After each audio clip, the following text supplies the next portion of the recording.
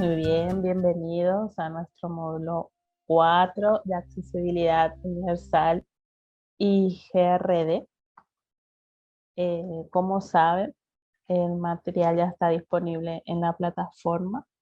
El propósito de nuestro módulo es que al finalizar, el participante sea capaz de identificar las prácticas de accesibilidad para fortalecer la gestión inclusiva del riesgo de desastres. El módulo busca visualizar la necesidad de garantizar la accesibilidad e inclusión de las poblaciones con mayor riesgo en los planes de preparación y contingencia. La falta de accesibilidad universal limita e impide a las personas con mayor riesgo que puedan comunicarse y recibir información de manera adecuada en el contexto de emergencia. La sesión se centra en establecer los lineamientos generales para incrementar la accesibilidad para las personas con mayor riesgo en las diferentes etapas de la gestión inclusiva de riesgo de desastres, y así aumentar la presencia de estos grupos en los espacios de toma de decisiones, ejerciendo un liderazgo a favor del enfoque inclusivo. Para esta sesión nos acompaña Giovanna Osorio, que es nuestra compañera en el diplomado y hoy también va a ser expositora. Ella es de Perú, es psicóloga con especialidad en el área clínica e inclusión social de personas con discapacidad, cofundadora y presidente de la asociación Kipu Shaksa, perdón si leí mal, me disculpo. Y Luciana Fuentes Nate, que es kinesióloga con un posgrado en accesibilidad y diseño universal por la UIC de Barcelona, es oficial técnica de inclusión y formación en HI Bolivia. Bienvenidas, Giovanna y Luciana. Nos quedamos aquí atentos. Muchas gracias, Angelina. ¿Qué tal a todos? Buenas tardes a todos. Espero de que todos estemos muy bien, como nos ha dicho Angelina. Voy a prender mi cámara un momento, pero luego me voy a disculpar con ustedes porque tengo algunos problemas de conexión y prefiero darle prioridad a que puedan escuchar lo que tengo que comentarles al respecto del tema, ¿no? Y por eso me voy a disculpar con ustedes, ¿vale? Pero quisiera empezar, ¿no? Esta sesión. Bueno, les voy a ir comentando que el tema de hoy es sumamente importante, ¿no? Y que considero que lo ideal es que ustedes se vayan comprendiendo que la accesibilidad universal es un beneficio para todas las personas, no solamente para un grupo, sino para todas las personas, ¿no? Entonces, el objetivo de la sesión de hoy es identificar las barreras del entorno para que la participación en gestión de riesgo de desastres, también reconocer los principios de la accesibilidad universal en la gestión inclusiva de riesgo de desastre y también identificar las pautas para la transversalización de la accesibilidad universal en la gestión del riesgo de desastre. Siguiente, por favor. Entonces, para iniciar me gustaría realizarles dos preguntas, a ver quiénes se animan. Espero que todos levanten la manito, que todos se animen respondiendo a las siguientes preguntas. Uno, me gustaría que me den un ejemplo de la afectación de las barreras en la inclusión social de las personas con discapacidad en la gestión del riesgo de desastre. A ver, ¿quién se anima a responder? Un ejemplo del que ustedes consideren o que ustedes hayan identificado como una afectación de estas barreras, ¿no? La exclusión, veo por aquí que dicen la exclusión. Explícanos un poquito más, Angélica, perdón, ¿cómo la exclusión consideras tú ya de que puede afectar a la inclusión social de las personas con discapacidad? ¿Puede darnos un ejemplo, por favor? Sí, buenas tardes, buenas noches.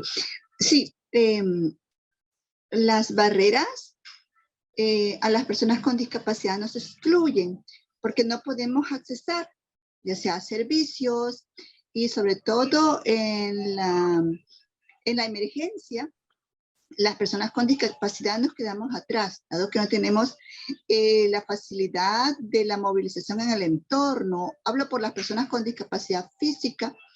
En mi caso, soy persona con discapacidad física, usuaria de silla de ruedas. Entonces, cuando se han dado un desastre y las barreras del entorno, muchas veces me he quedado pues atrás. Vale, vale. Entiendo de que como una persona usuaria de silla de ruedas, ¿no? En situaciones de desastres, ¿no? Ha habido algunas barreras físicas, que quizás, por ejemplo, falta de rampas, falta de dimensiones adecuadas para poder trasladarte con tu silla de rueda, ¿no? Y por lo tanto tú has sentido exclusión en ese momento, ¿verdad? Vale, Juan Carlos Sí, dice... así es. Vale, gracias, Angélica, gracias. Juan Carlos también dice, no son incluidos en la planificación y gestión de proyectos humanitarios, exacto, también es un tipo de barrera. El no acceso a la participación de la elaboración de planes de emergencia locales, especialmente en temas de cambios climáticos que afectan tan gravemente, dice María Elena, ¿no? También la barrera de la comunicación, en las alertas para la evacuación, por ejemplo, ¿no? Si estas alertas no tienen estos componentes de accesibilidad para que todos puedan recibir este mensaje, también se configura una barrera ahí, ¿verdad? ¿No? Sistema de alerta temprana, ¿no? Que no consideran las personas con discapacidad. Luego, dice Miluska, Elía dice segregación, cuando separamos a las personas con discapacidad y no los incorporamos en procesos de planificación, ¿no? También Elía nos da justamente a pensar con este mensaje de que también cuando a veces realizamos algún tipo de acciones que sean solamente para las personas con discapacidad, ¿no? Ahí también estamos como segregándolos, ¿verdad? ¿No? Cuando colocamos, por ejemplo, este es solamente para la persona con discapacidad, ¿no? Y también estamos, de cierta forma, segregando, ¿no? Promoviendo la segregación, algo que va muy en contra de la inclusión, ¿no? También las barreras actitudinales en los equipos de primera respuesta, donde no se tiene en cuenta suficiente la capacidad y los conocimientos para una atención diferenciada, dice Arturo, ¿no? Las barreras institucionales, donde no se capacita a los equipos de primera respuesta de inclusión. Muy bien, Arturo. También Héctor dice cuando los albergues no están dispuestos para acoger a las personas con discapacidad. Por ejemplo, ¿cuál sería un ejemplo de un albergue que no tiene en cuenta a una persona con discapacidad? Entiendo que puede ser alguna de las barreras como las que ya explicó Angélica, ¿no? Pero también, por ejemplo, de que en los lugares donde se brinda la información o los apoyos no sean accesibles para todas las personas, o la información que está en este albergue no es accesible cognitivamente para todas las personas, ¿no? Ahora, la invisibilización de las personas con discapacidad, sistema de alerta temprana inclusiva, lenguaje, modo de comunicación, exacto. Luego las políticas públicas, ¿no? Asistencia humanitaria, cuando no consideran necesidades diferenciadas, ¿no? Esas necesidades específicas de la diversidad de la población, ¿no? Acá Silvia dice un ejemplo que suele pasar en las inundaciones. En los albergues no suelen priorizar lugares con sombra para las familias con niños albinos, ¿no? Lo que suele poner a los niños en una situación de incomodidad y en riesgo para su salud, exacto. Ahí también estamos viendo que no han tenido en cuenta, ¿no? Estas características ya de la población de la que va a hacer uso este servicio del albergue, ¿no? Las personas que van a ir a los albergues no han tenido en cuenta esas características de la población, ¿verdad? Entonces también los accesos a servicios sanitarios, a veces también pasa que los servicios sanitarios son muy estrechos, muy pequeños, o estos servicios sanitarios no son pues aptos para todas las personas, porque también se generan barreras a través de estos servicios, ¿no? O a veces que lo colocan muy lejos o en un lugar que no es accesible, ¿vale? O que a veces estos servicios sanitarios no tienen en cuenta que hay personas con una situación de discapacidad que necesitan apoyos y el espacio no brinda la posibilidad de que una persona pueda apoyarlos, ¿verdad? No, por ejemplo, ¿cuántos de ustedes han visto servicios higiénicos en los que puedan ver, por ejemplo, ese tipo de, como ciertas camillas que permite que la persona con algún tipo de discapacidad pueda usarlo para, por ejemplo, cambiarse, ¿no? Entonces no se tiene en cuenta nada de ello. Anterior, por favor, la anterior diapositiva, ¿no? Y por lo tanto veo que todos ustedes han realizado el reconocimiento de varias de las barreras, así que me parece súper bien, súper genial. Ya han hecho ya la cátedra que me correspondía, creo yo, ¿vale? Me parece súper bien que ya tengan identificado varias de las barreras que están en el entorno, ¿vale? Ahora les hago una siguiente pregunta. A ver, ¿quién me responde? ¿Es la accesibilidad universal un principio, una obligación o un derecho? ¿Y por qué? Quiero que alguno de ustedes me comente sobre esta pregunta y me digan por qué. ¿Vale? Fanny dice que para el Estado es una obligación y para la sociedad un derecho. A ver, ¿qué más? ¿Qué opinan los demás? ¿Están de acuerdo con lo que dice Fanny? ¿Qué opinan? Es un derecho, ya que es un mínimo para que las personas se desarrollen libremente, dice Nini. ¿Qué más? ¿Qué opinan los demás? Porque garantiza la calidad de vida de un ser humano, ¿vale? Eso refiere María. ¿Qué más? ¿Qué más? ¿Qué más me dice? Es un derecho porque condicionará el desarrollo de las personas y es una obligación porque el Estado debe de garantizarlo, ¿no? Considero que la accesibilidad es un derecho porque todas y todos somos, ay, pasó rapidísimo, iguales en la vida y salud de las personas. Es un derecho, dice Mimiluska, todos somos igual ante la ley. Es un derecho general porque es para todas las personas, no necesariamente para las personas con discapacidad. Muy bien, muy bien. Es un derecho para garantizar la vida. Es un principio porque trasciende el derecho y la obligación. Es un derecho al desplazamiento de todas las personas, ¿no? Muy bien, muy bien. Veo que ya muchos están enfocándolo, ¿no? Desde que la accesibilidad universal es, pues, necesaria para todas las personas, ¿verdad?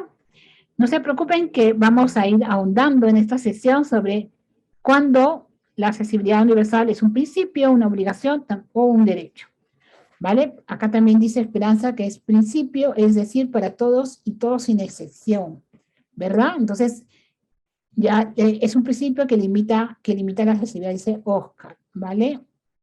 Un derecho fundamental. Con la accesibilidad universal se va a reivindicar los derechos de las personas, ¿vale? Las tres, dice Elía, principio porque está estipulado en la Convención sobre los Derechos de las Personas con Discapacidad. Derecho para el pleno disfrute y obligación para el Estado. Muy bien, Elía, muy bien, muy bien.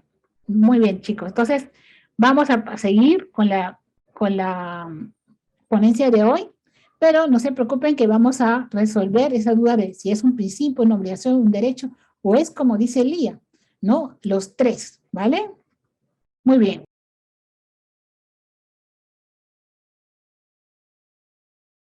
Participación de las personas con discapacidad en la gestión inclusiva del riesgo de desastre, ¿no?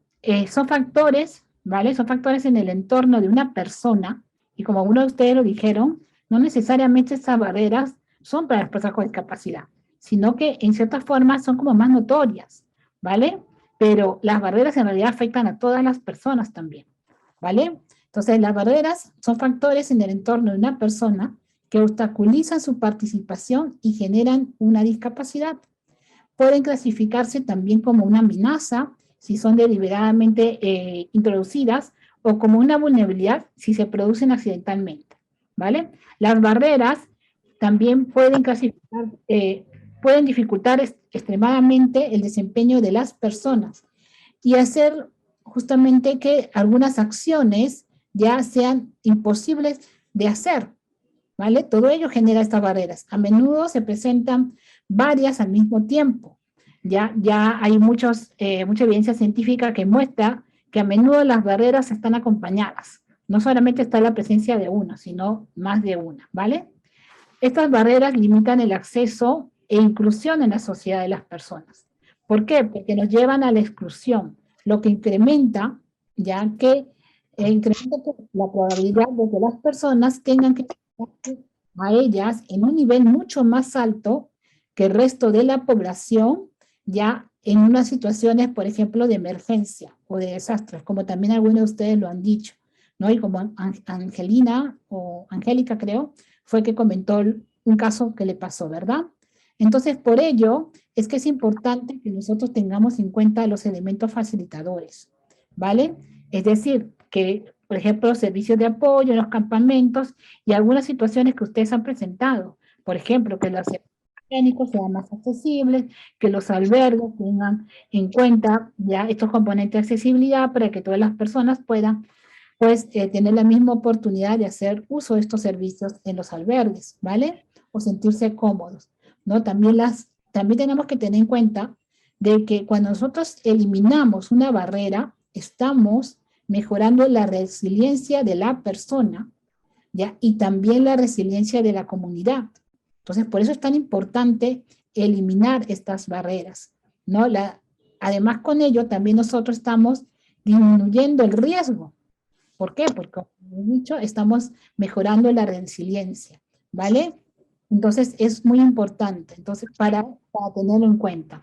Ahora vamos a entrar un poquito de forma bastante rápida los tipos de barreras. Por ejemplo, en el caso de Angélica nos contó sobre una barrera que se llama barrera física o ambiental. Ya estas barreras físicas o ambientales, ahí están incluidas todos estos obstáculos físicos en un entorno natural o arquitectónico que impiden el acceso y afecta, por lo tanto, la oportunidad de participación. ¿Vale? Entonces, estas barreras ya en el entorno físico pueden encontrarse, por ejemplo, en los edificios, cuando los edificios tienen, por ejemplo, rampas empinadas, porque a veces hay edificios que tienen rampas, pero tienen rampas empinadas, que la persona no la puede utilizar con autonomía, necesita un apoyo. Recordemos de que uno de los mensajes principales de la convención es que las personas puedan tener autonomía, puedan tener una vida independiente, ¿no? Y hacer uso de todos sus derechos. Entonces, si nosotros, no basta a veces con que para eliminar una barrera en la que tengo escalones, pongo una rampa, sino que esta rampa tiene que permitir la autonomía del usuario, ¿vale? Igual los caminos también, los caminos tienen que permitir la autonomía de todos los usuarios. A veces se cree que la barrera física es solamente para el usuario de silla de ruedas, pero no. Los caminos también tienen que tener, por ejemplo, identificación para, por ejemplo, las personas con discapacidad visual, los pisos podotáctiles, ¿vale? Entonces también, cuando hablamos de barreras físicas, también estamos hablando de todas las personas que requieren, o sea, tienen esa necesidad de accesibilidad física también, ¿vale? Entonces también hablamos de los transportes, cuando los transportes están adecuados para justamente no tienen en cuenta la necesidad de accesibilidad de la población, ¿vale? Entonces también es importante, imagínense un transporte ya que presenta, que no está adaptado para usuarios de silla de ruedas, un transporte que no tiene, por ejemplo, la señalización y todo ello, ¿vale?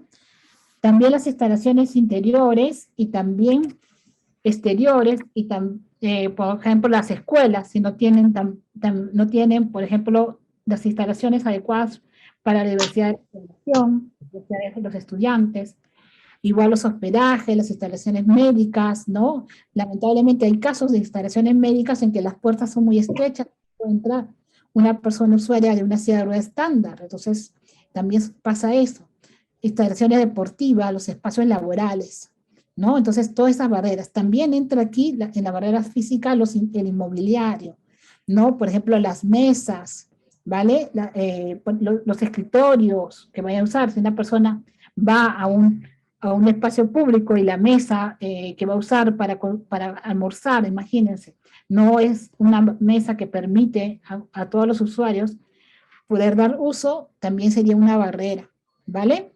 Entonces, ¿por qué? Porque se busca la autonomía, ¿ya? Entonces tenemos que tener en cuenta ello. Siguiente, por favor. Luego está la barrera de la información y comunicación. Aquí hablamos no solamente del contenido, sino también del formato, ¿ya? Si el contenido y el formato no está libre de barreras, pues constituye ya una barrera para acceder a esta información, ¿vale? Entonces, esto impide que las personas con discapacidad ya adquieran la información, el conocimiento y por lo tanto limita la participación, ¿vale? Por ejemplo, tenemos que tener en cuenta en los mensajes, por ejemplo, algunos de ustedes dijeron el sistema de alerta temprana. Ahí, por ejemplo, si el sistema de alerta temprana no tiene estos componentes de accesibilidad, Entonces, tiene una barrera para las personas con discapacidad o personas que requieren de esta accesibilidad. Ojo que no solamente sería con las personas con discapacidad. Imaginemos que el sistema de alerta que tiene una comunidad es por mensaje de texto español, y en esta comunidad tienen otra lengua, ¿vale? Ahí también sería una barrera, ¿verdad? Entonces tendremos que tener en cuenta ello, ¿vale? Ahora, tenemos que tener en cuenta también de que en las barreras de comunicación, por ejemplo, hay usuarios que utilizan, ¿no?, lectores de pantalla, líneas braille, ¿no? Y o también la información la necesitan en braille, ¿vale? Entonces tenemos que tener en cuenta todos estos formatos, ya, que son utilizados por la diversidad de la población, ¿no?, que requieren comunicarse con estos formatos. ¿Para qué? Para que adecuemos nuestra información y comunicación a que puedan ser también transmitidos por diversos formatos. No podemos realizar un mensaje por una sola vía, porque estaríamos olvidándonos de la necesidad de accesibilidad de otras personas. Imagínense que mi mensaje es solamente auditivo, entonces me estoy olvidando de las personas con discapacidad auditiva, ¿no? Entonces, lo ideal es que mis mensajes tengan varios formatos para también garantizar que esta información llegue a más personas, ¿vale? Siguiente, por favor.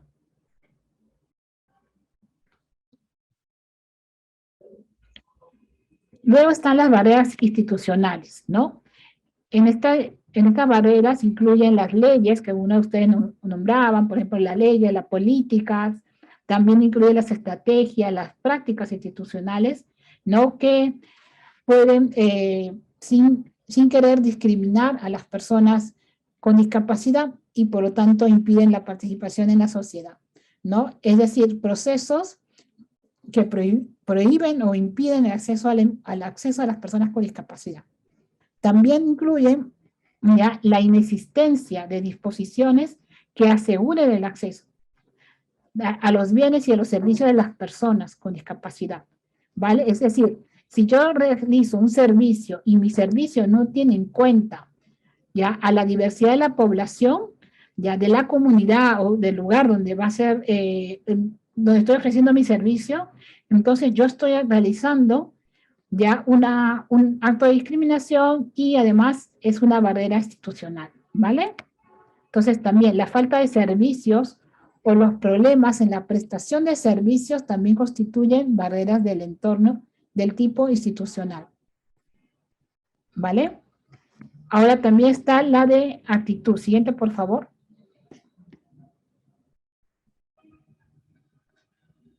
La de actitud, como varios de ustedes han comentado, también el tema de la exclusión, ¿no? El tema de no participar, no garantizar la participación de las personas, ¿no? Esta barrera es una de las barreras más profundas a las que se enfrentan las personas con discapacidad, ¿vale?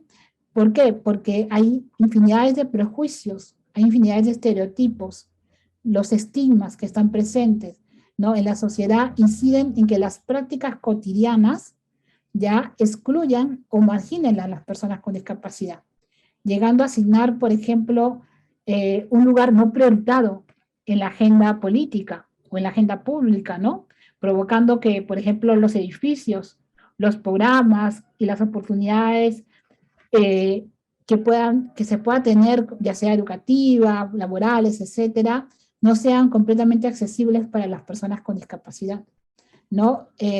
Un ejemplo claro es, las personas con discapacidad han existido toda la vida, en todas las épocas han habido personas con discapacidad. ¿Y por qué seguimos construyendo espacios con barreras? ¿No? ¿Por qué? Justamente por estos prejuicios, ¿vale? Por todos esos estereotipos que tenemos, ¿no? Esa mirada que aún se tiene hacia las personas con discapacidad, ¿no? Justamente producto de esos prejuicios, esos estigmas, ¿vale? Entonces, tenemos que comprender que las barreras de actitud son justamente ello, actitudes negativas que pueden estar arraigadas en creencias culturales o religiosas, ya, y también de discriminación, de prejuicios, de ignorancia, desconocimiento, estigma, sesgos, ¿vale? Entre otros motivos, ¿no? Y tenemos que tener en cuenta de que muchas veces esta barrera de actitud también se traslada, ¿no?, a las familias o a los allegados de las personas con discapacidad, ¿vale? También ellos también suelen pasar por situaciones de justamente de discriminación o de barreras de actitud, ¿vale?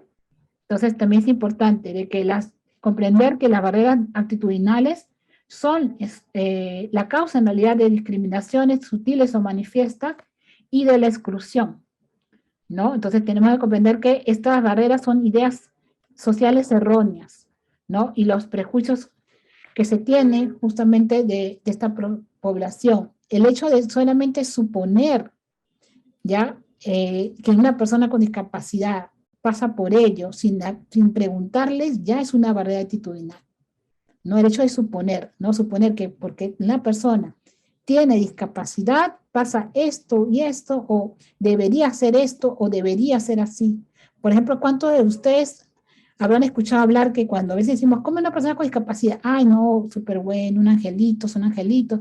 O si no, uy, no, son muy amargados, son diablitos. ¿No? Ahí estamos nosotros suponiendo que una persona por tener una discapacidad es de esta forma. Ahí estamos hablando desde el estereotipo, el prejuicio, ¿vale? Ahí estamos mostrando una barrera actitudinal. Cuando nosotros suponemos, por eso es tan importante fomentar la participación, ¿vale? Porque eso nos ayuda a conocer a la población, a darnos cuenta de que son personas y por ser personas, pues, no tienen que ser como yo estoy suponiendo, sino tiene que ser como es esa persona, ¿vale?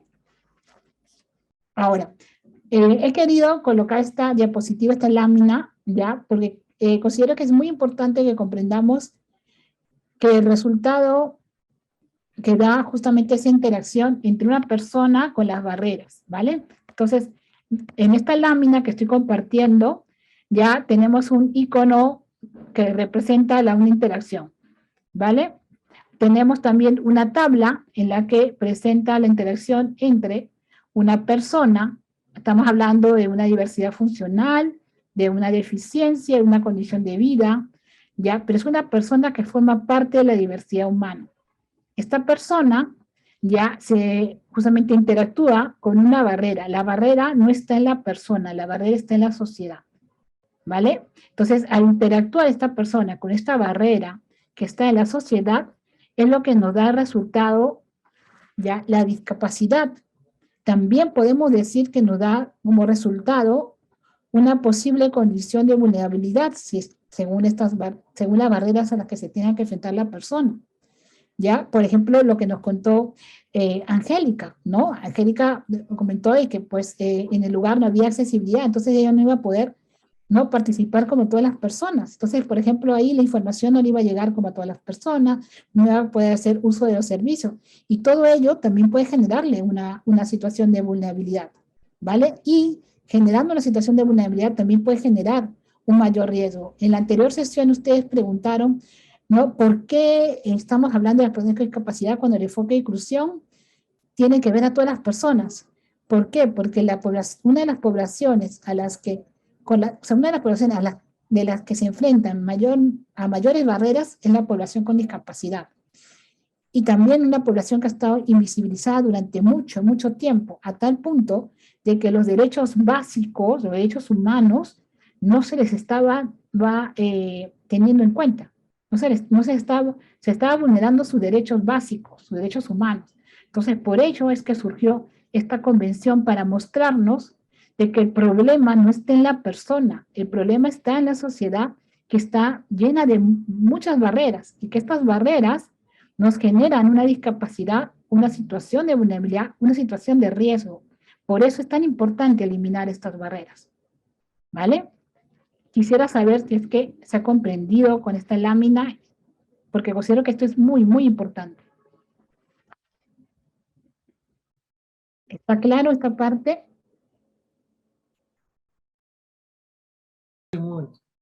Sí, está muy claro. Genial. Ahora, ¿por qué puse persona, ya, y no puse de frente persona con discapacidad? Porque también estas barreras pueden ser justamente generar una vulnerabilidad a otras personas. Por ejemplo, imagínense que estamos en un lugar en el que se habla español y está una persona ya que tiene otra lengua. Ahí la persona no se está enterando de la información que están brindando y por lo tanto se le está generando una situación de vulnerabilidad, ¿vale? Entonces, por eso también. Entonces, tenemos que tener en cuenta que estas barreras nos afectan a todos y mucho más a las personas que tienen algún tipo de condición de discapacidad o de una condición de vulnerabilidad. Entonces, afecta mucho más. ¿Te escucho, Fernando? Johanna, muchas gracias. Bueno, leí algo y me llama la atención sobre las barreras y, por ejemplo, en el caso de las asistencias humanitarias, por ejemplo, alguien decía que, por ejemplo, cuando ha habido inundaciones y que reubican las personas en algunos lugares que a veces no se fijan, que no haya lugares con sombra, por ejemplo, en el caso que hay familias con niños que tienen albinismo, que son pues, tienen la piel muy delicada por su condición, pero yo creo que cuando se hace un análisis de necesidades, una evaluación de daños y necesidades, eh, surgen muchísimas variables de las cuales a veces no estamos preparados, por ejemplo, cuando se trata de reubicar personas o de asignar recursos o de evaluar esas necesidades con el tiempo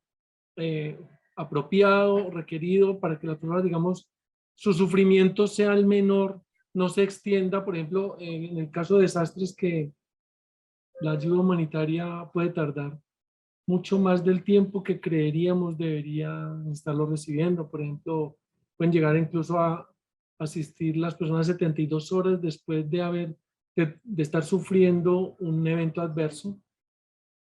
Entonces, yo pienso que uno de los puntos claves cuando se enfrenta una situación de emergencia o desastre es que haya una evaluación de daños y ese análisis de necesidades muy oportuno, sistematizado y que se procure manejar todo ese tipo de variables para ajustar a que esas necesidades de esa población pues sean las mejores para ellos, las más dignas y que generen menor afectación aparte de la condición, la situación que se está viviendo. Sí, considero, al igual que tú, Fernando, que es importante que esa evaluación, ese diagnóstico de la situación, ¿no? se haga teniendo en cuenta herramientas que nos permitan poder detectar todas estas necesidades específicas ya de la diversidad de la población, porque si no, como bien dijo una de las compañeras, dejamos a un grupo atrás, ¿no? Estamos dejando a un grupo atrás y también estamos generando una ayuda que no los tiene en cuenta, ¿no? Y también podemos estar generando un daño, ¿vale? Entonces, es por eso tan importante que tengamos en cuenta ello, ¿no? Ahora, como también dice tu compañero Eduardo, por ejemplo, ¿no? Las mujeres embarazadas, también las mujeres embarazadas, las personas adultos mayores, también se pueden enfrentar a barreras y estas barreras también les puede ocasionar a una situación de vulnerabilidad, a una situación de mayor riesgo, ¿no? Por eso es tan importante tener en cuenta la diversidad de la población para poder tener en cuenta cuáles pueden ser esas barreras a las que se van a enfrentar esta diversidad de población. ¿Para qué? Para no generar, como bien han dicho uno de ustedes, mayor daño, poder disminuir la afectación, disminuir la vulnerabilidad, disminuir el riesgo. ¿Vale? Cuando hemos hablado de justamente la afectación, ya es importante tener en cuenta ya que la afectación de las barreras en la inclusión social de las personas con discapacidad, uno es que la presencia de barreras obstaculiza o limita a que las personas ya con discapacidad puedan participar en diversas áreas, ¿no? Entonces, ¿cuál podría ser una de las afectaciones? Pues la participación social, ¿no? Estas barreras limitan, obstaculizan la participación social de la población, la vida independiente, la autonomía personal, la interacción con el entorno, como el caso que nos contó Angélica, ¿no? También afectan a los derechos y las libertades de la persona, a las tomas de decisiones, ¿vale? Entonces es importante comprender que estas barreras que están en la sociedad, que están en el entorno, ya producen todo aquello, producen todo esto. No afectan a todas estas áreas, como mínimo, ¿vale? Entonces, por eso es tan importante que nosotros no generemos barreras y que con nuestras acciones eliminemos estas barreras, ¿vale? Entonces, tenemos que tener en cuenta ello. Ahora, en cuanto a la pregunta, ¿ya? En cuanto a la pregunta sobre si la accesibilidad universal puede ser vista, ¿no? Si era un principio, una obligación o un derecho, pues es como comentó vuestra compañera, ¿vale? La accesibilidad puede ser vista como un principio, como una obligación y como un derecho. Justamente uno de ustedes lo estuvo respondiendo, ¿no? Entonces la accesibilidad puede ser vista por ello. Tenemos que tener en cuenta que como principio ya justamente surgió en el siglo XX, ¿no? Y ligado a la discapacidad, y es incluido en esta dimensión justamente por la Convención de los Derechos de las Personas con Discapacidad, en el artículo 3º, ¿vale? Que habla justamente del principio del diseño para todos, entendido de una manera general, ¿vale? Pero acogiendo en el interior la exigencia de los ajustes razonables, que ya van a ir viéndolo posteriormente. También es una obligación, ¿por qué? Porque hacia el Estado, una obligación es visto hacia el Estado. ¿Por qué? Porque el Estado tiene que garantizar ya los derechos de las personas, pero también es una obligación hacia la sociedad, ¿vale? Es una obligación a eliminar estas barreras que impiden, obstaculizan ya que la accesibilidad de todo para todas las personas. Entonces, en el marco de la discapacidad, el concepto de barrera, como ya ustedes saben, ya es un concepto bastante amplio. Ustedes han visto que no solamente abarca a los obstáculos físicos, sino también otros tipos de obstáculos, ¿no? También hasta el obstáculo cognitivo. Por eso también a veces hablamos de la accesibilidad cognitiva, ¿vale? Que no es solamente para las personas con discapacidad intelectual, sino que también es para las personas en general, ¿vale? Nos ayuda a todo. Cuando hacemos algún tipo de comunicado, tener en cuenta la accesibilidad cognitiva, estamos llegando a una mayor población, ¿vale? Entonces, tenemos que tener en cuenta que la idea de barrera que está detrás de la accesibilidad universal no es solamente esta idea abstracta, sino que varía en relación a la situación y a las personas, ¿vale? Entonces, es muy importante tener en cuenta ello. Y también hay una tercera dimensión, ¿ya? Que es la de ¿cuál es la última? Del derecho, que ustedes lo han nombrado, la mayoría de ustedes han nombrado que es un derecho, exacto. Es un derecho de todas las personas, ¿vale? La accesibilidad universal viene a ser un derecho de todas las personas, como refirió uno de ustedes, ¿no? ¿Por qué? Porque se busca que tanto los bienes, los productos y los servicios ya puedan ser gozados por todas las personas. Y se busca con ello que todas las personas tengan derecho a una vida plena e independiente y también a una participación efectiva. Entonces, tenemos que comprender que la accesibilidad ya tiene estas tres dimensiones y pueden ser vistas de estas tres formas, como un principio, como una obligación y como un derecho. Y es importante tenerlo en cuenta, porque a veces ya nos olvidamos que es un derecho nuestro y de los demás. También nos olvidamos que es una obligación del Estado y de todos nosotros que formamos la sociedad. Y también nos olvidamos que es un principio básico que, si bien está contemplado en la Convención, ya antes de ella, en el 2000, si no me equivoco, 2003, ya se hablaba que era importante para poder lograr tener una vida digna para todas las personas. ¿Vale? Luciana, te cedo la palabra. Muchas gracias, Giovanna. Bueno, vamos a intentar avanzar en el tiempo que nos queda y puntualizar algunos conceptos que consideramos que es importante que ustedes lo tengan presente. Ya han ido viendo en anteriores módulos, por ejemplo, el tema de la discapacidad o el concepto como tal de discapacidad, que ha ido evolucionando, ¿no? Ha ido cambiando. El concepto de la accesibilidad de igual manera. Entonces, ¿qué nos plantea la accesibilidad universal? Es una condición que deben cumplir los entornos, los procesos, los bienes, los productos, servicios, instrumentos, herramientas, dispositivos. ¿Para qué? Estas tres palabras son fundamentales para ser comprensibles, utilizables y practicables. ¿Por quiénes? Por todas las personas. Esto también es importante, ¿no? Que habla de todas las personas.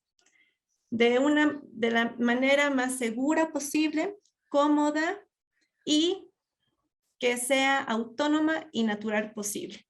Es decir, que no, les pongo un ejemplo, ¿no? Cuando ustedes ven unas rampas en los bancos o entidades financieras y de pronto una persona usuaria en silla de ruedas quiere acceder a esta entidad financiera y no puede porque la pendiente es muy elevada y requiere que una persona la esté empujando para poder acceder o ingresar a la entidad.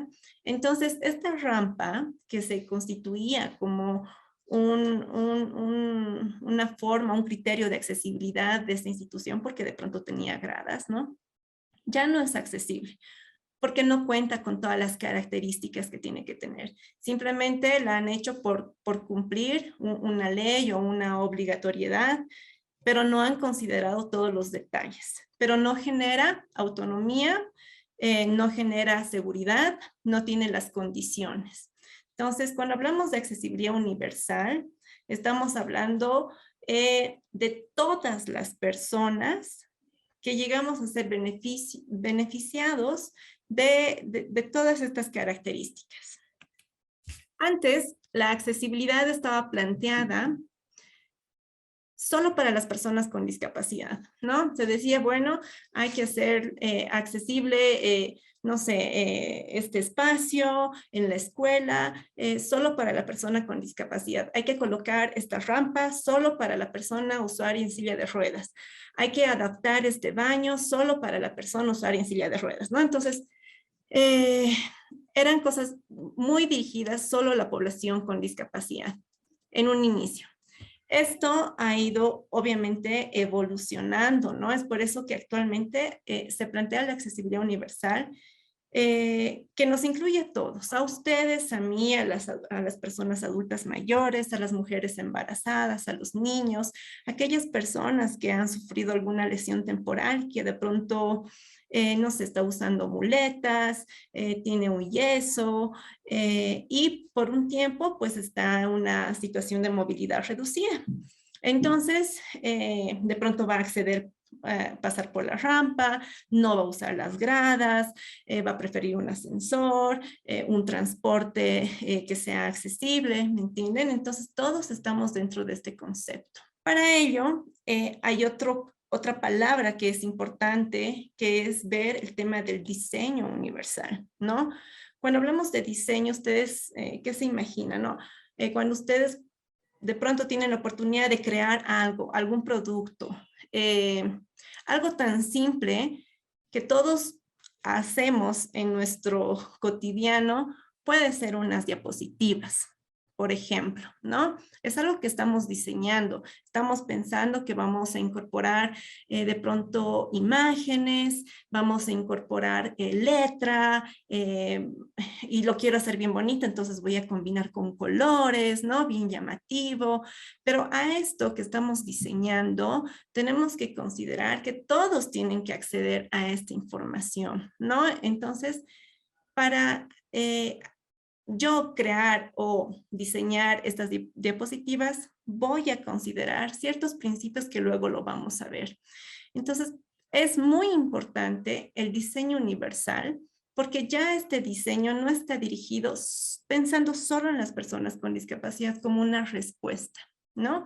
Sino que mi producto va a ser que lo puedan utilizar en la mayor cantidad posible de personas.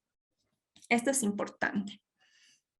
Y cuando no tenemos un diseño universal, no se había pensado que un edificio sea accesible, que un hospital sea accesible, que una escuela, que una avenida, una plaza, un producto, ¿no? Entonces, ¿qué es lo que llevamos como respuesta? Es poder hacer un ajuste razonable. Los ajustes razonables se implementan cuando un diseño no ha sido pensado de manera universal y cuando las condiciones de este entorno, de este espacio, de este producto, de este medio, no es accesible. Entonces voy a optar por realizar los ajustes razonables, ¿no? Para dar mejores condiciones a las personas. Un ajuste razonable se habla mucho en el tema educativo, ¿no? Cuando se empiezan a adaptar los materiales, ¿no? Por ejemplo, una persona ciega, de pronto, bueno, ahora la tecnología ha avanzado bastante, entonces hay muchas aplicaciones y programas, lectores de pantalla, aplicaciones que facilitan el acceso a la información. En caso de que no sea posible manejar estos programas o estas aplicaciones, entonces se opta, ¿no? Que es lo que antes se hacía, convertir los textos en audio, ¿no? Entonces, este material se facilitaba al usuario, a la persona, para que pueda acceder a la información. Esto es un ajuste razonable.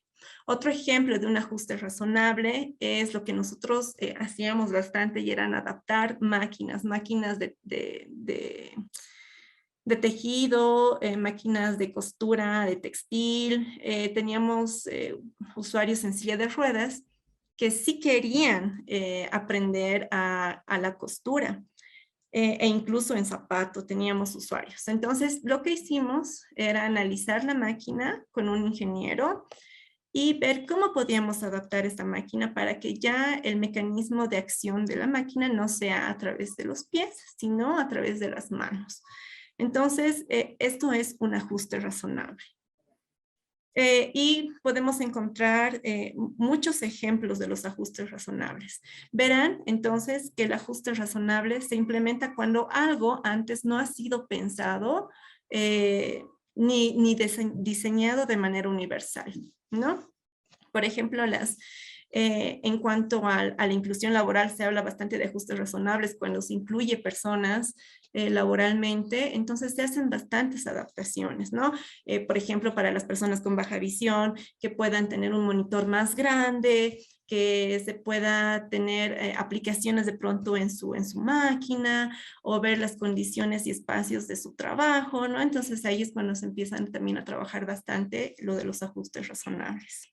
El diseño universal. El diseño es el diseño de productos, el diseño de entornos, de los programas, servicios, que puedan utilizar todas las personas en la mayor medida posible, ¿no? Sin necesidad de adaptación ni diseño especializado. Entonces, esto es importante, ¿no? Cuando nosotros... si hay algún arquitecto está planificando hacer un diseño de un parque, una área verde o una edificación, entonces ahora seguramente va a considerar todos los criterios del diseño universal, los principios, para que esto pues sea accesible para todas las personas, ¿no? Y para ello, el arquitecto Roy Mays plantea estos principios que son fundamentales para el diseño universal. El primero es el principio de la igualdad de uso o uso equitativo. ¿Qué quiere decir? ¿No? Que este sea útil, que este diseño sea alcanzable por todas las personas, que sea fácil de usar, que sea adecuado. Este es el primer principio, igualdad de uso. El segundo principio es el uso flexible. Es decir, que este producto, esto que yo estoy diseñando, se pueda acomodar a un amplio rango de preferencias, ¿no? Y que pueda responder a un amplio rango de habilidades de las personas. Que este producto ofrezca opciones de uso, que pueda ofrecer una precisión para su uso y también exactitud. Tiene que ser flexible. El tercer principio del diseño universal es el uso simple y funcional o intuitivo.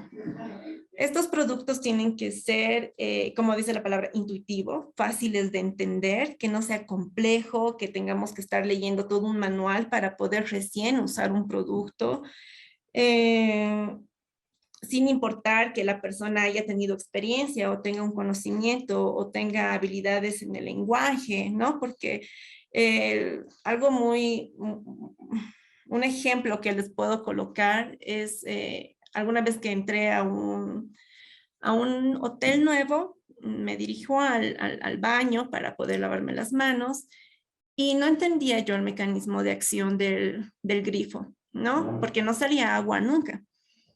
Yo no sabía si era con un toque, si era a través de un sensor, si la perilla estaba atascada, estaba dura, porque era de mando redondo y no giraba. Entonces, el agua nunca salía, ¿no?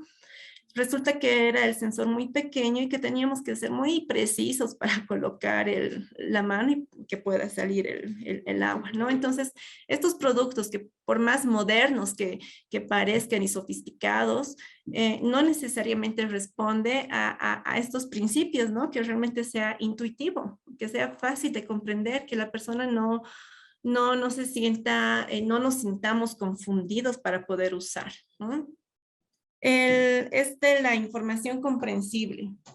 Es importante transmitir información efectiva a todas las personas, usar diferentes medios, que esta información de pronto pueda tener información pictórica, que pueda tener información verbal, que pueda tener información táctil, ¿no? Que realmente toda la población pueda acceder a esta información sin que le exija un esfuerzo adicional. El otro principio es tolerancia al error. Sí, todos los productos o este diseño que se está desarrollando tiene que medir los riesgos, ¿no? Tiene que minimizar los riesgos, tiene que proteger, aislar o eliminar cualquier riesgo posible que se vaya a tener. Esto es importante. Y el otro principio es el de bajo esfuerzo físico. Este plantea que las personas no vayan a tener un esfuerzo o un sobreesfuerzo, ¿no? Que sea de fácil alcance, que no tenga o que no produzca una fatiga, ¿me entienden? Entonces, este principio también es importante. Y el último principio que plantea acá es de las dimensiones apropiadas. Todo lo que estoy creando o desarrollando o el producto que estoy elaborando tiene que ser de fácil alcance, ¿no? De fácil desplazamiento. Entonces, esto también es importante para pensar en lo que yo voy a ir desarrollando. Estos principios ayudan mucho para que nuestro diseño universal sea efectivo realmente y pueda responder a la mayor cantidad de personas que estamos imaginando, ¿no? Un ejemplo que se plantea en esta diapositiva es el ejemplo práctico de un celular, ¿no? Ahora ya los celulares ya responden a la mayor cantidad de la población. Desde su sistema operativo, todos los celulares cuentan con el sistema TalkBack, que es un lector de pantalla. Hay muchas aplicaciones, por ejemplo, el WhatsApp, que ya diría yo que una gran mayoría de la población utiliza este medio para poder comunicarse y las personas ciegas no tienen ninguna dificultad, o por lo menos es una buena aplicación que puede responder a una buena comunicación a través de este medio. muchos sistemas operativos, las computadoras ya están siendo mejoradas cada vez que pasa el tiempo para poder responder y ampliar la gama de tomar en cuenta todos estos criterios de accesibilidad, ¿no? Antes, hace muchos años, ¿no? El poder encontrar el ampliador o el magnificador del tamaño de letra, pues no todos, hace muchos años lo estoy hablando, ¿no? No se conocía, ¿no? El poder mejorar los contrastes para aquellas personas que tienen problemas con el contraste, que las pantallas son muy fuertes, entonces ahora les permite poder cambiarlo sin ningún problema porque ya están incluso en los teclados, ¿no? El sistema JAWS, que es un lector de pantalla para las personas ciegas, ¿no? Entonces ya hay mucha tecnología que está respondiendo a la mayor cantidad de personas, ¿no? No sé si ustedes tienen algún otro ejemplo de un diseño universal que hayan conocido o que hayan escuchado, que pues que sí, que está respondiendo a la mayor cantidad de personas. Otra de la tecnología también que se aplicó y que yo he notado mucho es la adaptabilidad de los automóviles para personas que obviamente no tienen esa posibilidad de utilizar los pies, entonces pueden manejar con las manos. Así es. Sí, estos son ya autos que los están adaptando. Y esto de pronto hasta podría considerarse como un ajuste en un medio de transporte porque no todos los autos vienen desde su diseño original, no cuentan con estas adaptaciones incorporadas, ¿no? Desde su diseño original, sino que la persona decide hacer la adaptación en su auto o en su medio de transporte. Y bueno, ahora más bien que ya hay más personas que cuentan con este conocimiento de poder realizar esta transformación, ¿no? En un medio de transporte. Acá nos decían los dispositivos con inteligencia artificial como Alexa. Sí, así es. Los traductores de audio en escritura de WhatsApp, así es. Sí, estamos encontrando bastantes aplicaciones y programas. Por ejemplo, en transcripción instantánea, que de pronto en Zoom no tenemos todos la transcripción instantánea, pero sí hay una que se llama literalmente transcripción instantánea, la pueden encontrar en el Play Store. Y en muchos casos nosotros hemos usado para reuniones virtuales y que esté el subtitulado, ¿no? En una emergencia, que no hemos podido garantizar justamente el subtitulado. Luego, diseños universales también vamos a encontrar, como ya comentaba Giovanna, ¿no?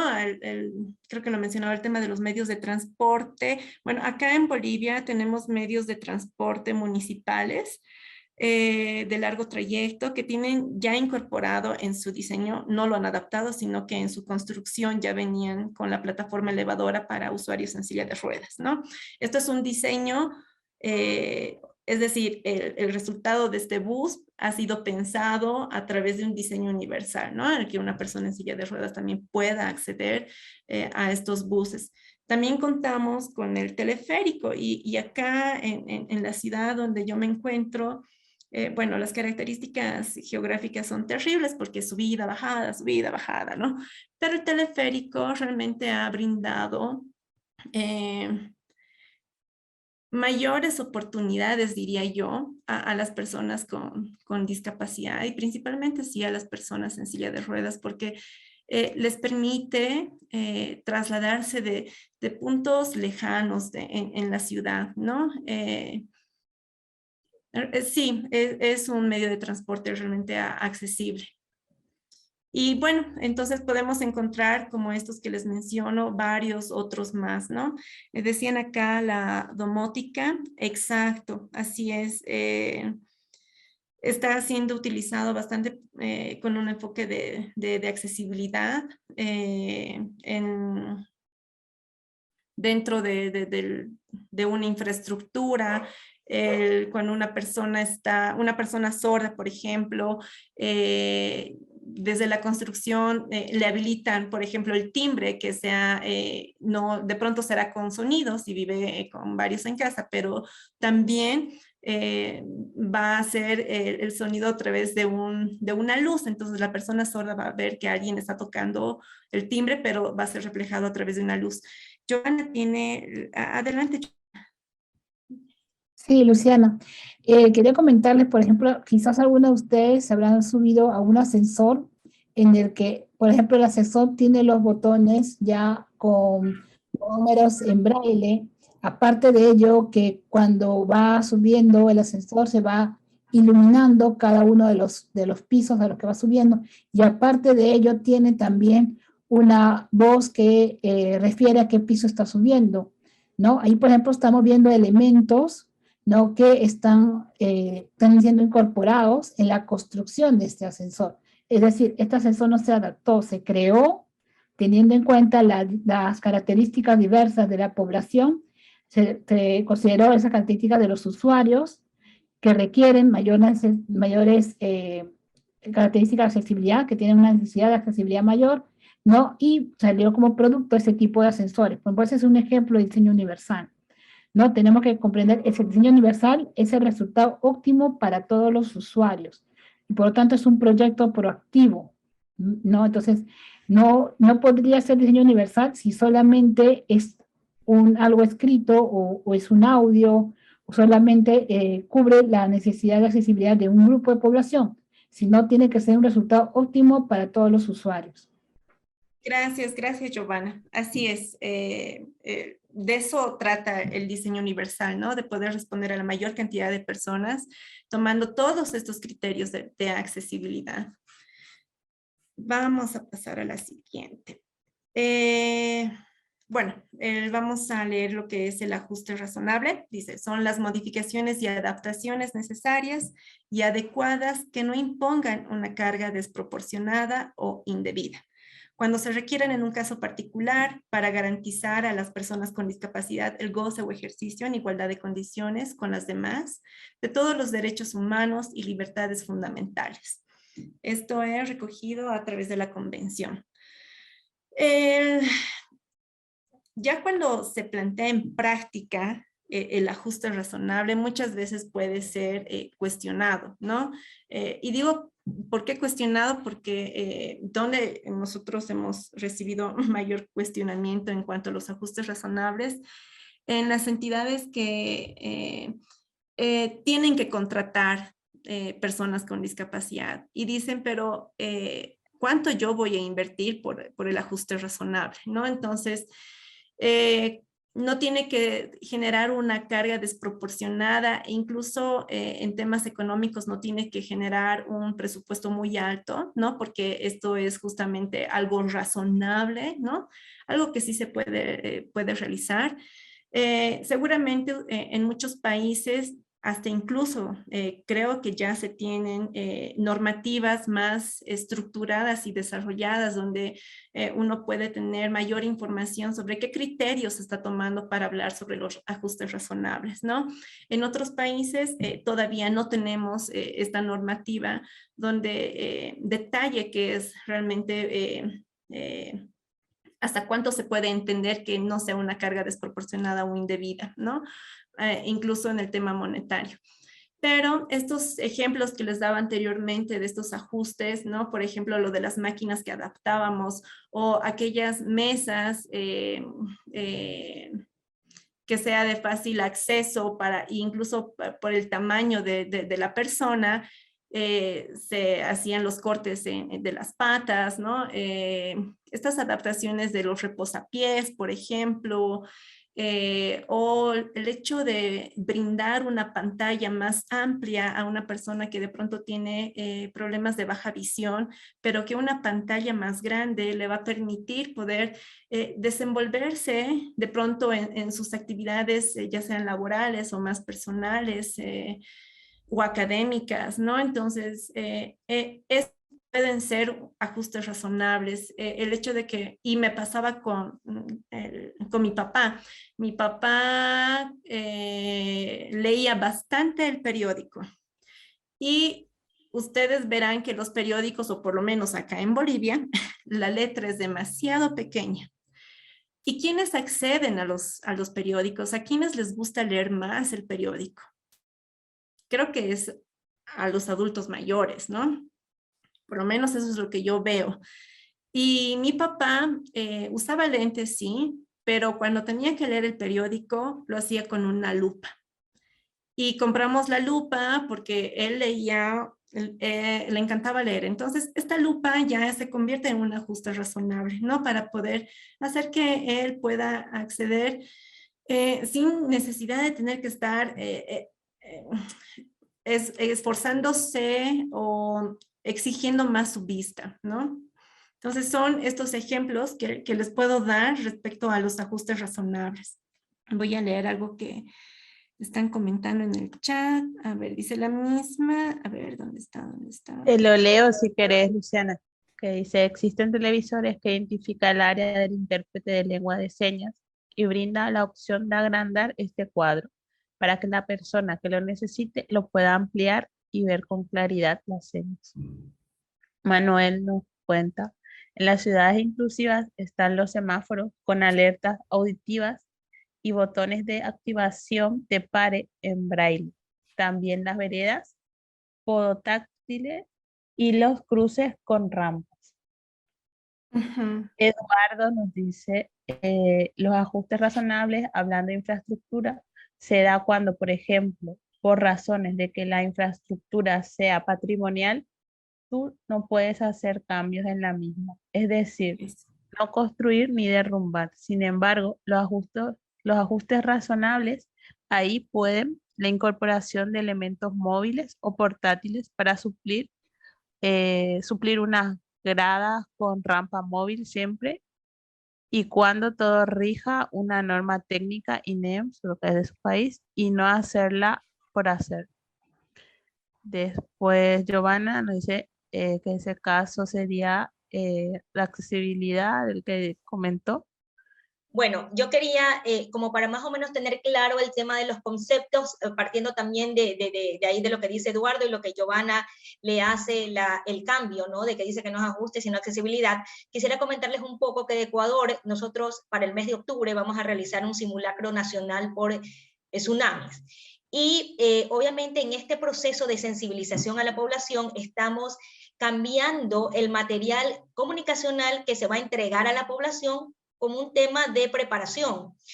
Yo pregunto en este caso, ¿nosotros estamos haciendo material accesible al hacer este cambio o estamos haciendo un ajuste razonable al material ya existente? Hemos colocado este banderín porque en realidad la accesibilidad universal es la meta. ¿Ya? Me gustaría que lo vean así. La accesibilidad universal es la meta. Pero ¿qué pasa? No siempre es posible lograr la accesibilidad universal con el diseño universal. Ya en otros casos tendremos que lograrlo con la accesibilidad y en otros casos con el ajuste razonable. Por eso que están estas palabras con unas flechitas que van hacia la meta. Entonces van a haber casos en los que yo necesite tener en cuenta la accesibilidad, en otros que yo pueda tener en cuenta el diseño universal y en otros que yo tenga en cuenta el ajuste razonable. ¿Cuál es la diferencia? Pues en el diseño universal es un proyecto proactivo. Es el resultado óptimo para todos los usuarios, pero desde el inicio. Entonces si yo digo, voy a crear este producto desde el enfoque del diseño universal, entonces voy a buscar que una de las metas y la principal sea que el resultado óptimo para todos los usuarios. Pero eso solamente es posible cuando lo voy a crear recién.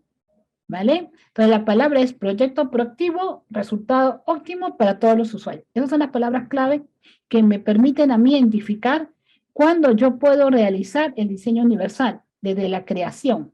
¿Vale? Entonces, luego está la accesibilidad. La accesibilidad es un proyecto reactivo. Es decir, ahí yo voy a adaptar y en cierta forma se podría decir que es un resultado parchado para las personas que necesitan accesibilidad. Es decir, yo tengo ya algo realizado y entonces digo, esto quiero que lo usen otras personas. Entonces, ¿qué elementos puedo colocar a este resultado para que lo usen otras personas? Pero escúchenme bien, estoy diciendo otras personas, no me refiero a una sola persona. Entonces, cuando me refiero a un grupo de personas que van a utilizar este producto, este diseño que yo ya he realizado y lo estoy adaptando para este grupo de personas, entonces estoy hablando de accesibilidad. ¿Vale? Entonces, ¿por qué? Porque estoy adaptando algo que ya tengo, es un resultado parchado para personas que necesitan accesibilidad, es un proyecto reactivo. Ahora, ajuste razonable es una respuesta individualizada. El ajuste razonable no es para un grupo de personas, es para una persona. El ajuste razonable es la estrategia que tiene en cuenta la necesidad específica individual de esta persona. No puede ser ajuste razonable si yo por ejemplo, tengo una combi, ya un auto, un microbús, y le coloco una rampa para que usuarios de silla de ruedas puedan utilizarlo.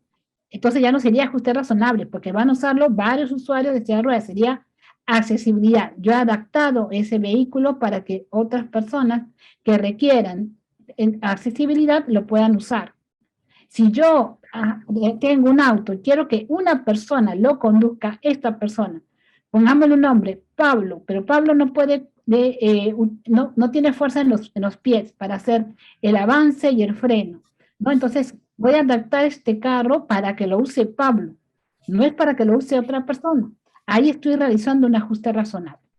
Entonces, diseño universal, creo desde cero, con un resultado óptimo para todos los usuarios, proyecto reactivo, accesibilidad, una adaptación, resultado parchado para personas que necesitan accesibilidad, es un proyecto reactivo. Y el ajuste razonable es la respuesta individualizada. Es decir, cubre las necesidades específicas individuales de una persona. Me pregunto si quedó así un poco más claro. Correcto, accesibles entonces sería porque es material que se lo está adaptando para un grupo determinado de personas dentro de este ejercicio de sensibilización para el ejercicio del simulacro. Así es, Sandra, así es. Okay, sería... Gracias, bien, gracias. Bueno, aquí hay otra imagen, en realidad son 3 imágenes. La primera dice diseño universal, la segunda ajustes razonables y la tercera diseño universal. En la primera que dice un diseño tradicional, en las 3 imágenes hay 3 personas, las mismas personas. Están viendo un partido de béisbol, es un estadio, ¿no? Es un partido. En la primera imagen donde dice diseño tradicional, estas 3 personas de diferentes tamaños, cada uno tiene una cajita para intentar ver el partido, ¿no? Porque delante de ellos hay como una muralla de madera, hay como un empilamiento de maderas, y el más pequeño no puede ver el partido, aunque tiene la cajita. Los 3 tienen por igualdad, les han dado la misma cajita, pero el más pequeño no puede ver el partido. En la segunda imagen están las mismas 3 personas, solo que al pequeño le dieron 2 cajitas. Y el pequeño es que ya puede ver el partido de béisbol, ¿no? Esto se plantea como un ajuste razonable, como decía Giovanna, ¿no? De hecho, como una evaluación más personalizada y dijeron, bueno, este es más pequeño y hay que darle 2 cajitas para que pueda ver el partido.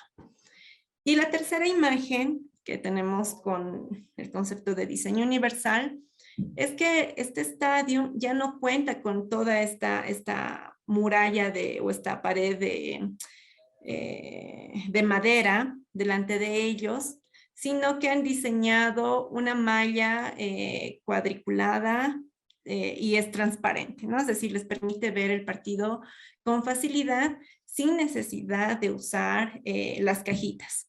Entonces están las 3 personas viendo el partido de béisbol a través de esta red sin ningún ajuste. Entonces, esta es un poco la idea también del diseño universal, ¿no? Realmente cuando algo se empieza de cero y dicen, bueno, tenemos que crear esto y hacerlo de esta manera para que todos puedan acceder, en igualdad de condiciones también, ¿no? Pensando en la mayor cantidad de personas posible, entonces tenemos un buen resultado, ¿no?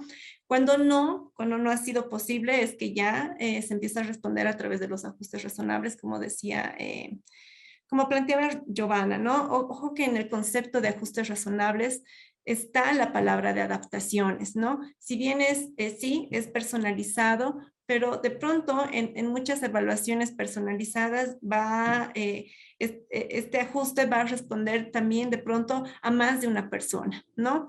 Pero sí, los ajustes razonables sí son personalizados.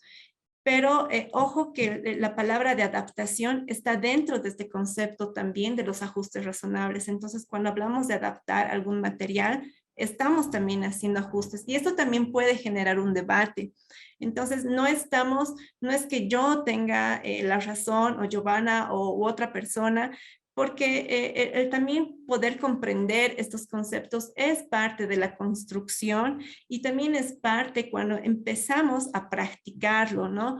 Y bueno, si tenemos casos que tenemos que hacer una evaluación para identificar qué ajuste o ver si ya infraestructura que tiene, no sé, 20 años, 30 años y no hay ni ascensor ni rampas, entonces, ¿qué voy a hacer para que esto pueda ser accesible o por lo menos practicable? Hasta incluso en arquitectura se utiliza bastante esta palabra porque de pronto no es accesible porque no cumple realmente todos los criterios de accesibilidad, pero sí es practicable, ¿no? Puede una persona, de pronto no en su 100% de comodidad y autonomía, pero sí puede acceder o usar cierto espacio o cierto producto, ¿no? Y esto es un poco también respecto a la cadena de accesibilidad, ¿no? Poder entender todo el desplazamiento que nosotros hacemos en nuestro día a día. Imagínense, o ustedes mismos o una persona que sale de su casa, ver las condiciones de infraestructura de la casa, puede ser muy pavimentada, puede ser en tierra, no hay vereda, no hay aceras, o de pronto es todo con adoquín, puede tener muchas características, ¿no? El hecho de salir de su casa, cerrar la puerta principal y encontrarse con una vereda o una avenida. Estas avenidas pueden o no cumplir con la señalización correspondiente, las líneas cebras, que bueno, acá en Bolivia las llamamos, o los vados de cruce peatonal, o aquello que mencionaban los semáforos, que de pronto puedan tomar en cuenta estos criterios de accesibilidad para las personas ciegas, por ejemplo, ¿no?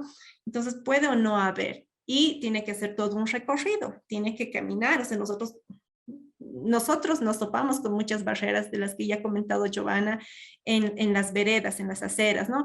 Personas que están vendiendo, carteles de las tiendas que los ponen en medio de la vereda, que ya no nos permiten desplazarnos cómodamente, ¿no?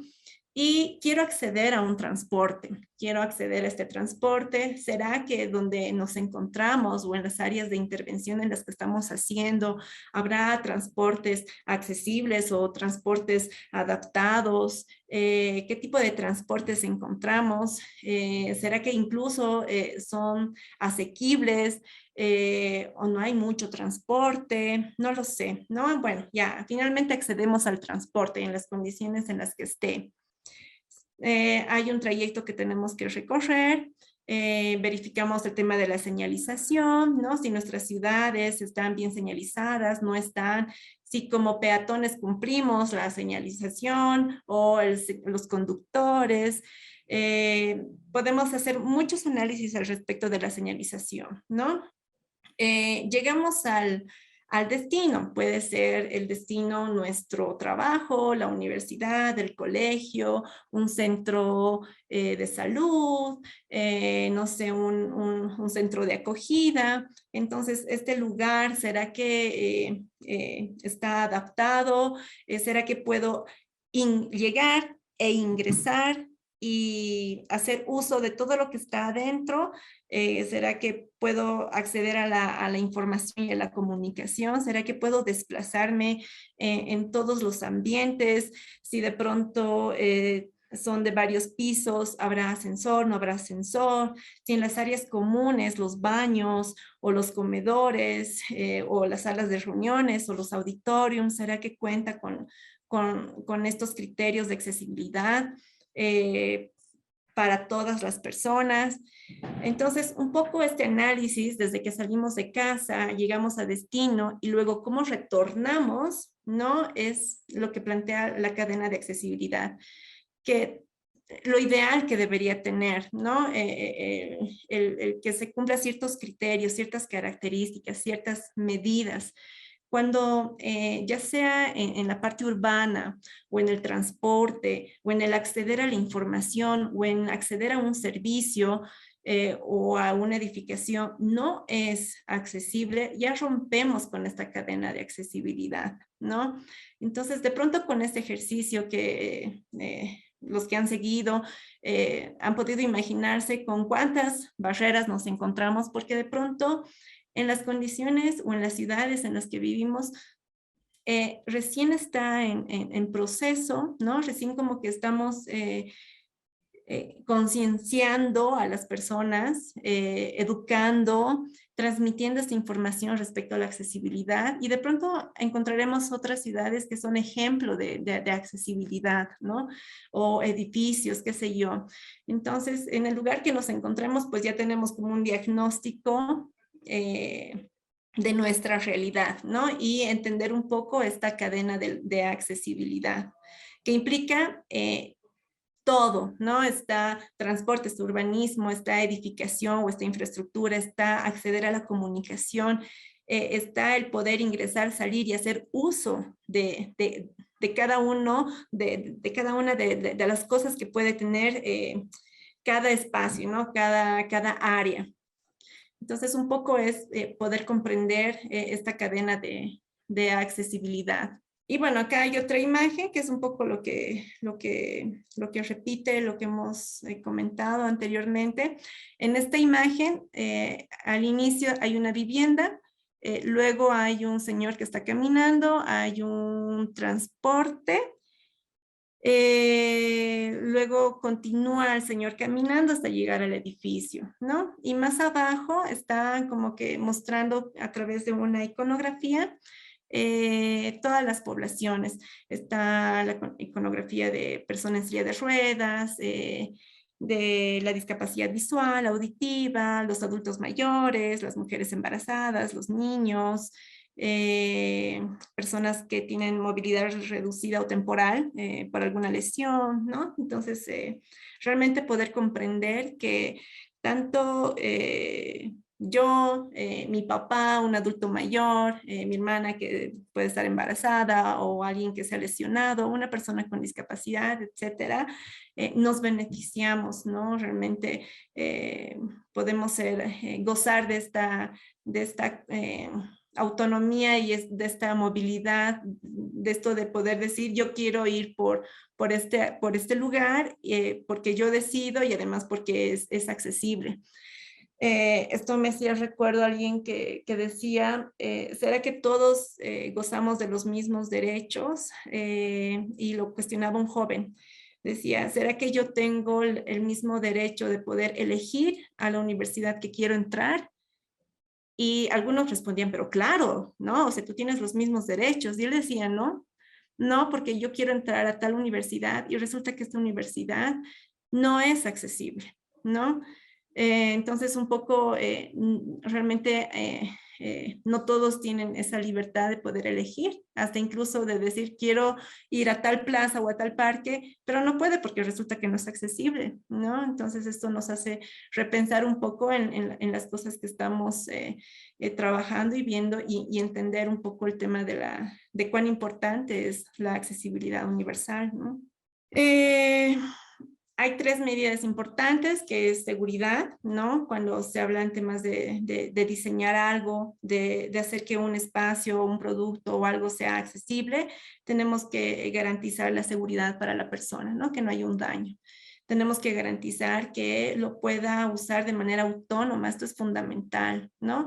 De nada sirve que hagamos diseños o espacios en teoría accesibles, cuando la persona de manera autónoma no se va a poder desplazar, no va a poder acceder a la información, no va a poder hacer uso, ¿no? Entonces, el tema de la autonomía es importante. Y la comodidad, ¿no? Dar las mejores condiciones a las personas en todo lo que se está pensando o mejorar o desarrollar o crear, ¿no? Algunas recomendaciones muy generales, porque hablar en temas de accesibilidad y detallarles realmente tomaría mucho tiempo, pero algunas recomendaciones es que en cualquier producto, información que se vaya a trabajar, elaborar, y ya sea esto en un medio físico, intentar usar iconografías, ¿no?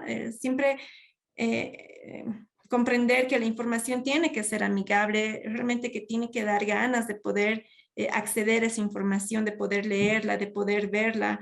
Y en caso de que estemos traspasando esta información en un documento Word, tomar en cuenta para las personas ciegas que el formato es fundamental, ¿no? Que hay ciertos criterios y características que tenemos que tomar en cuenta de cómo hacer un buen documento en Word. A veces, muchas veces nosotros obviamos todas las herramientas que tiene el Word, decimos, ¿por qué hay tantas cositas encima, ¿no? En el borde superior.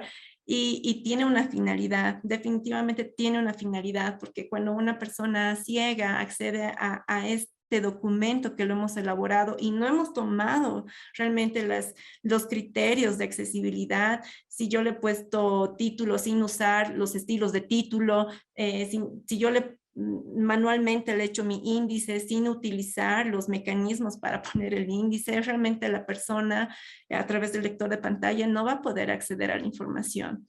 Va a ser todo un desorden, le vamos a causar más bien un estrés por querer acceder a la información, ¿no? El orden lógico es importante, el uso de las imágenes que tengan texto alternativo. Entonces son recomendaciones de maneras generales que les podemos brindar en este momento. Usar buenos contrastes, ¿no? Esto es fundamental. Si ustedes han podido percibir el formato de las diapositivas o el tamaño de las letras, han sido tomados en cuenta desde los criterios de accesibilidad, ¿no? Esto es desde casa, un poco desde lo que estamos haciendo nosotros, es intentar poner en práctica, porque si no ponemos en práctica, ¿cómo podemos decir que tenemos que trabajar la accesibilidad? Entonces, desde las pequeñas cosas que estamos realizando, pues empecemos a tomar en cuenta estos criterios del diseño universal y tomar los criterios de accesibilidad, ¿no? Entonces sí, hay combinaciones muy eficientes. Muchas veces nosotros podemos elaborar y crear materiales comunicacionales, videos, spots, qué sé yo, y la gente nunca va a acceder porque o el tamaño de letra es muy pequeña, o el contraste no es bueno, o todo es mayúscula y las imágenes no tienen coherencia con el contenido. Entonces las personas nunca van a acceder a esa información porque no es amigable, ¿no? No hay mucha coherencia. ¿Cómo tenemos que abordar el tema de la gestión de riesgos de desastres con un enfoque inclusivo? El derecho a la consulta previa e informada es fundamental, ¿no? Antes, muchos actores de toma de decisiones, muchas políticas públicas, muchos programas se han diseñado sin realmente hacer una reunión sin consultar a las personas, a los actores principales, ¿no? En este caso, las personas con discapacidad.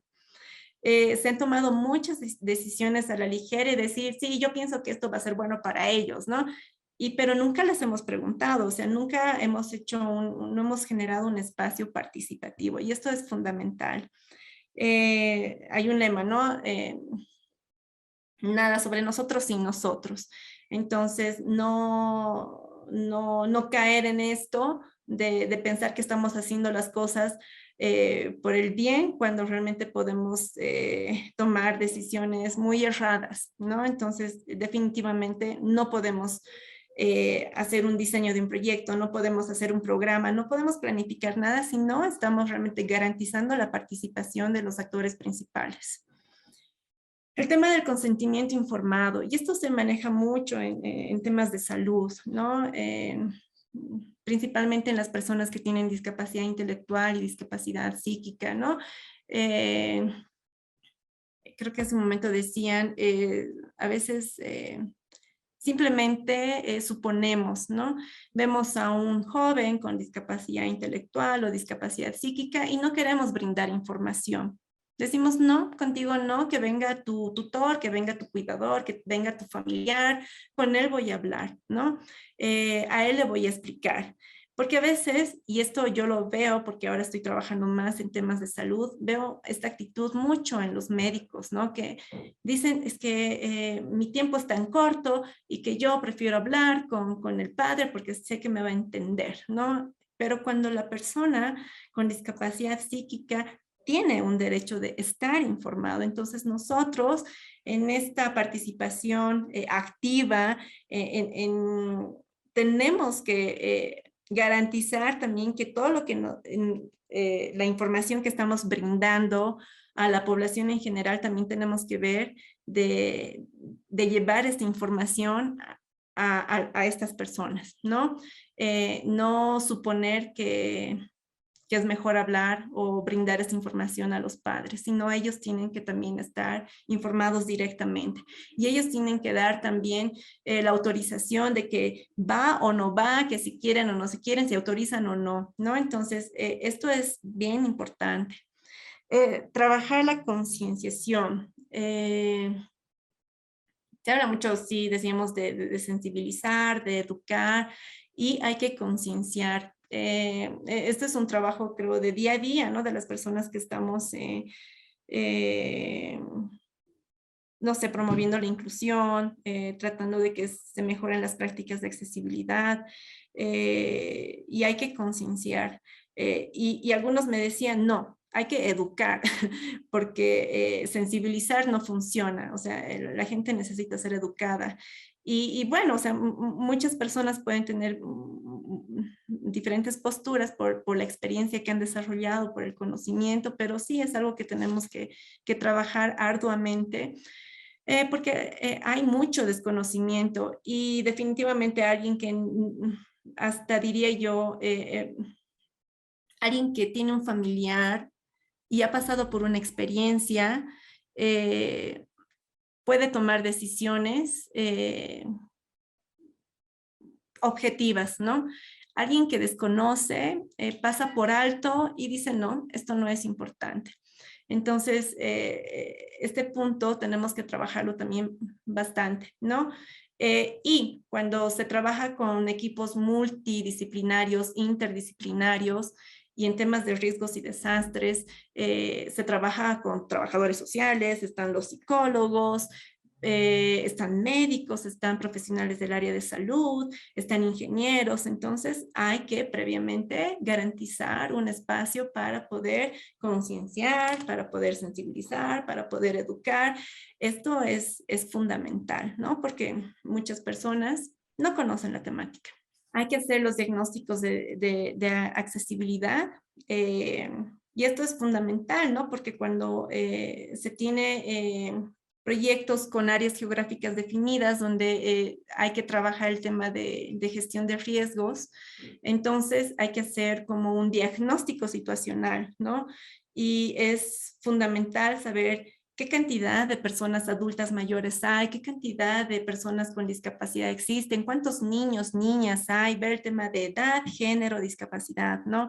Es fundamental. Entonces, esto dentro de los diagnósticos, en muchos he visto que ya se ha incorporado, ¿no? En estas consultas o en estos diagnósticos para ver un poco las características de la población.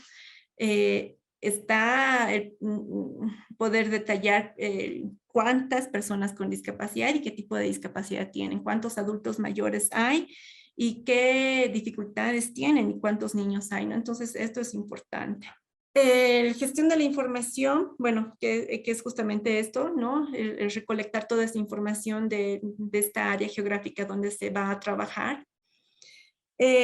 Hay criterios que se tienen que tomar en cuenta respecto a la accesibilidad desde de cómo estamos compartiendo la información, bajo qué formatos estamos compartiendo la información y cómo vamos a trabajar con las personas, ¿no?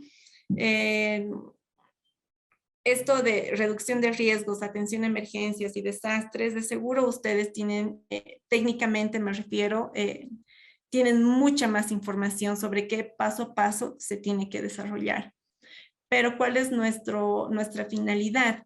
Es de que ustedes incorporen en cada fase, en cada etapa de desarrollo de reducción de riesgos, de atención a emergencias y desastres, incorporen estos aspectos que son importantes de accesibilidad, que se pueda incluir la discapacidad, que se pueda trabajar estos temas para también planificar bien, ¿no? Estos planes de contingencia, ver cómo se va a hacer la movilización de las personas, si todo el equipo principal que va a trabajar desconoce cómo atender a una persona sorda, cómo comunicarse, cómo ayudar a una persona ciega, cómo hay que brindarle o cómo le podemos ayudar a trasladar, ¿no?